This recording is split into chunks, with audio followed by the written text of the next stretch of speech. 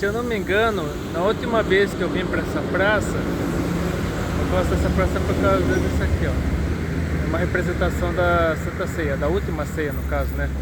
Jesus reunido pela última vez com seus discípulos, pouco antes de ser preso, crucificado, morto.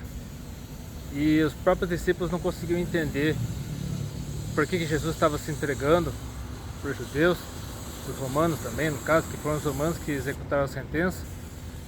E nem passava pela cabeça deles, apesar de Jesus ter falado várias vezes ao longo de seu ministério que ele ressuscitaria, mas os discípulos não estavam conseguindo entender isso. Mas enfim, está aqui a praça com essa representação aqui no banco da última ceia. O nome oficial dessa praça é, deixa eu ver, João da Costa Carvalho. Fica aqui na Vila Fiore, na verdade entre a Vila Fiore e a Vila Carol. E essa praça também tem outro banco que mostra o Salmo 23. E eu quero ler aqui o Salmo 23 conforme aparece aqui. O Senhor é meu pastor, nada me faltará. Deitar-me faz em verdes pastos, guia-me mansamente a águas tranquilas. Refrigera a minha alma, guia-me pelos veredas da justiça, por amor do teu nome. Ainda que eu andasse pelo vale da sombra da morte, não temeria mal algum, porque tu estás comigo, a tua vara e o teu cajado me consolam. Preparas uma mesa perante mim na presença dos meus inimigos, unges a minha cabeça com óleo, meu cálice transborda. Certamente que a bondade e a misericórdia me seguirão todos os dias da minha vida, e habitarei na casa do Senhor por longos dias. Esse é um salmo que muita gente sabe de cor, mas a maioria não consegue entender o real significado desse salmo. E eu decidi gravar esse vídeo com base num vídeo da Ludmila Dias, acho que é Ludmila Dias, né, o nome dela, que é uma youtuber lá do Ceará. Ela e o marido são líderes de jovens numa igreja lá do Ceará. E ela gravou um vídeo a respeito de devocional, da forma de você fazer uma leitura do texto bíblico para aproveitar melhor o devocional e tal. E o texto bíblico que ela leu é esse que eu falarei aqui agora. Eu não lembro se todos os versículos que eu lerei agora foram os que ela leu, mas eu quero ler do 1 ao 8 de João 15, que é dentre as últimas instruções de Jesus aos discípulos, justamente na última ceia. Por exemplo, logo após a última ceia, no caso entre os capítulos 13 e 17 do Evangelho segundo João, Jesus deu suas últimas instruções aos discípulos. Aí no capítulo 15, ele instruiu os seus discípulos a respeito do seguinte: eu sou a videira verdadeira e meu pai é o agricultor. Todo ramo que, estando em mim, não der fruto, ele o corta, e todo que dá fruto limpa, para que produza mais fruto ainda. Vós já estáis limpos pela palavra que vos tenho falado. Permanecei em mim, eu permanecerei em vós. Como não pode o ramo produzir fruto de si mesmo, se não permanecer na videira, assim nem vós o podeis dar, se não permanecerdes em mim. Eu sou a videira, vós os ramos. Quem permanece em mim e eu nele está muito fruto, porque sem mim nada podeis fazer. Se alguém não permanecer em mim, será lançado fora, semelhante ao ramo, e secará. Eu apanho, lanço no fogo e queimo. Se permanecerdes em mim, as minhas palavras permanecerem em vós, pedireis o que quiserdes e vos será feito. Nisto é glorificado meu Pai, em que deis muito fruto, e assim vos tornareis meus discípulos. Então, fazendo uma análise desse texto, dá para fazer um estudo bíblico gigantesco, dá para fazer até um acampamento inteiro com base nesse texto. E essa é uma praça com muitas árvores, como você pode ver. Essa praça não tem videiras, mas tem muitas árvores, como essa aqui, por exemplo. Essa aqui, vai. Eu não sei ao certo que árvore é essa, mas é uma das árvores da praça. Perceba que a árvore só está viva porque tem uma raiz, e essa raiz puxa os nutrientes da terra para levá-las até o caule, e o caule gera folhas, flores, frutos. Então a seiva, que é o composto de nutrientes, água, sais minerais, enfim, que a raiz puxa da terra, porque a boca da árvore é a raiz. Os pulmões são as folhas, aí as veias são o caule, no caso, compõe tanto a coluna vertebral, né, a espinha dorsal, quanto as veias, no caso da árvore, porque é o miolo da árvore que transporta a seiva até os galhos, e os galhos e a seiva faz com que nasçam as folhas, flores, frutos. Da mesma forma, a videira, que é a árvore, a planta que dá uva,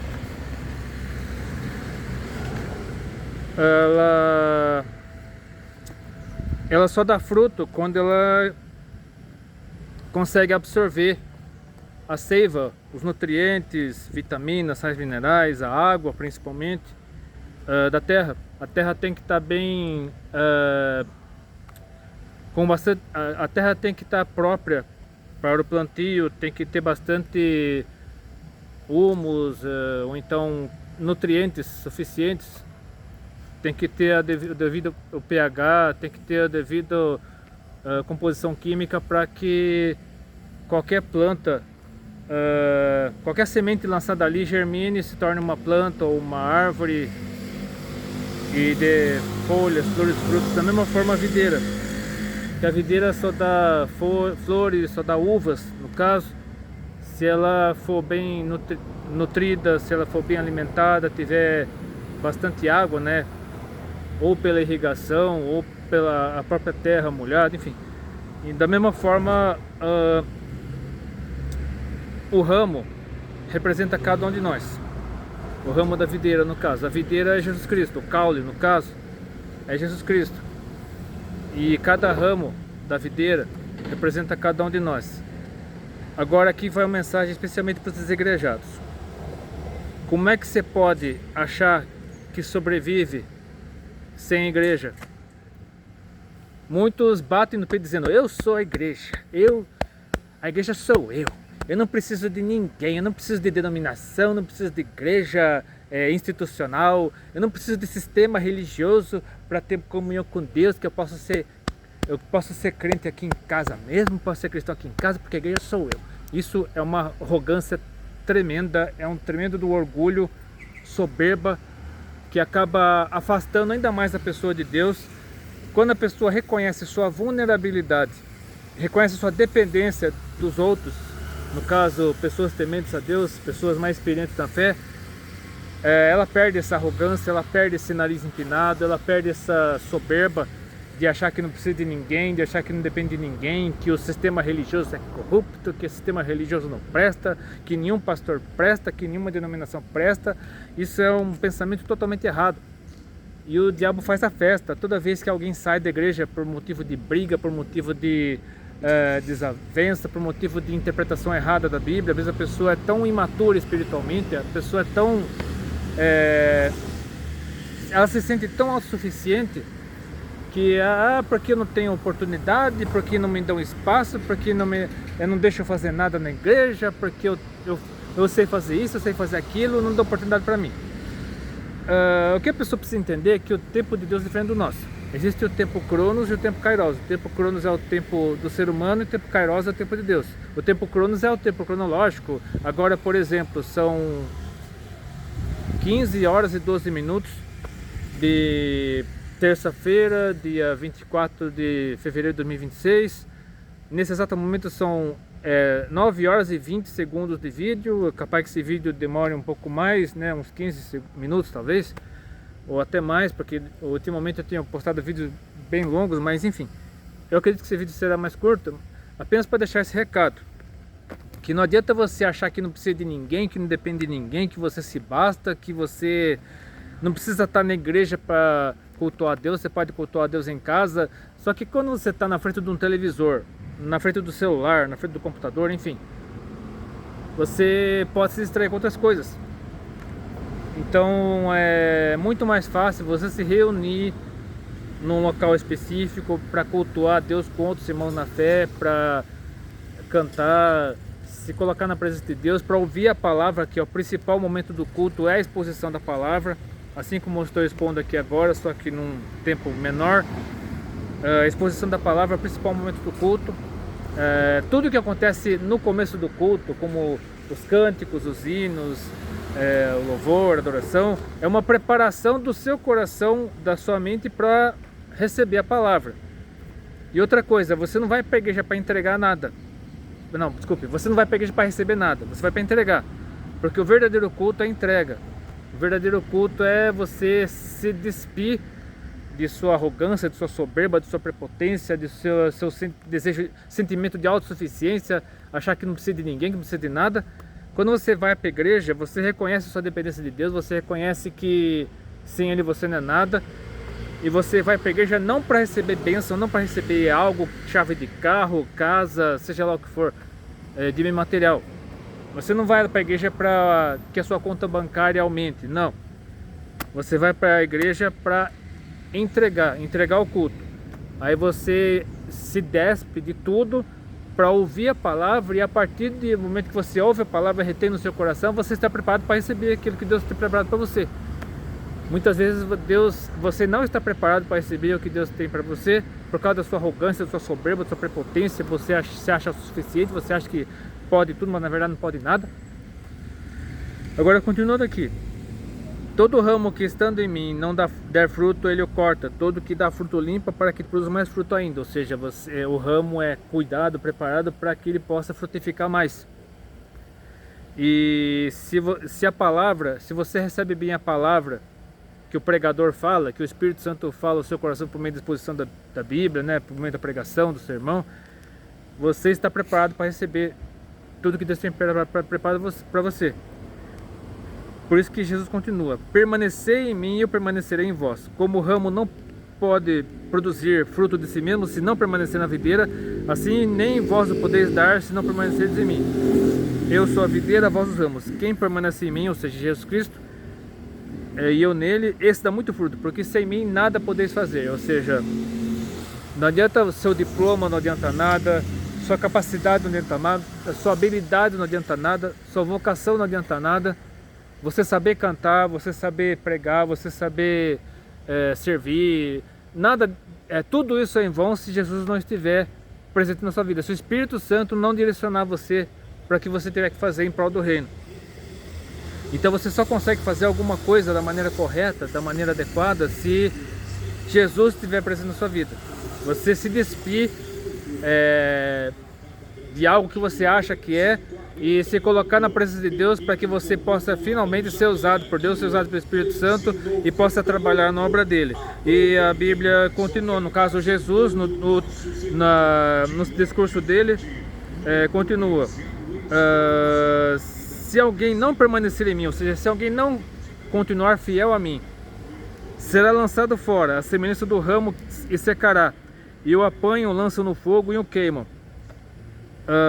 Por quê? Porque a pessoa que não usa os dons que Deus lhe dá da maneira correta, ela pode perder. Esses dons acabam sendo passados para outro, igual a parábola lá dos talentos, que a pessoa não usou da maneira adequada o talento e perdeu o talento que tinha enterrado, o talento foi para outra pessoa. Da mesma forma, se você não usar da maneira adequada o que Deus confiou a você, você pode perder, seja um cargo, seja o talento para cantar, seja o talento para pregar, seja lá o que for, uma oportunidade na igreja, um ministério, até mesmo uma carreira na vida profissional também, uma carreira profissional. Se você não usar da maneira adequada, você pode perder. Deus dará a oportunidade para outra pessoa, você pode ser demitido, você pode perder o seu cargo, você pode perder tudo de uma hora para outra por não ser fiel ao que Deus preparou para sua vida. E continua aqui: se permanecerdes em mim, as minhas palavras permanecerem em vós, pedireis o que quiserdes e vos será feito. Aí que tá o que eu falei, né? Você só estará preparado para receber o que Deus preparou para você se você permanecer fiel a Ele.